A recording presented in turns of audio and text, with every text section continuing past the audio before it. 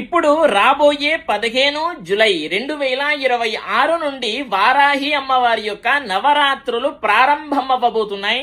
చాలా మందికి డౌట్ ఏంటి అని అంటే, ధర్మ సందేహం ఏంటి అని అంటే, ఈ పూజ ఎవరు చేయాలి, ఎలా చేయాలి, పూజా విధానం ఏంటి, ఆ ధర్మ సందేహాలన్నీ కూడా చెప్పండి అని చెప్పేసి అడుగుతూ ఉన్నారు.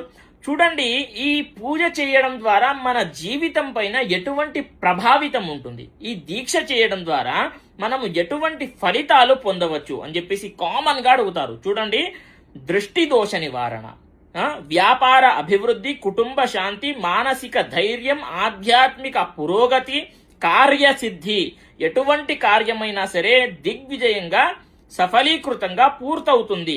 అప్పుల బాధలు ఉంటే, మెయిన్ గా అప్పుల బాధలు ఉంటే తొలగిపోతాయి, ఆర్థిక సమస్యలు తొలగిపోతాయి.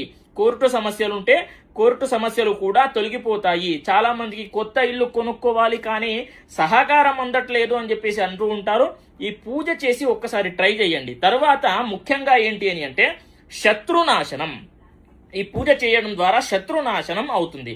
అదేవిధంగా ఈ పూజ చాలా మందికి కూడా ఎలా చేయాలో తెలియదు. ఆ ధర్మ సందేహాలు చాలా ఉంటాయి. ఈ షార్ట్ వీడియోలో నేను చెప్పలేను కదా, అందుకే గజానంద స్వామి ఆస్ట్రాలజర్ అనేటటువంటి యూట్యూబ్ ఛానల్లో అప్లోడ్ చేయడం జరిగింది. నా బయోలో లింక్ కూడా ఉంటుంది. ఎలా చేయాలి ఏంటి అనేది పూర్తిగా సంపూర్ణంగా చెప్పబడి ఉంది. అక్కడికి వెళ్ళి చూడండి. స్వస్తి, సర్వే జనాః సుఖినో భవంతు.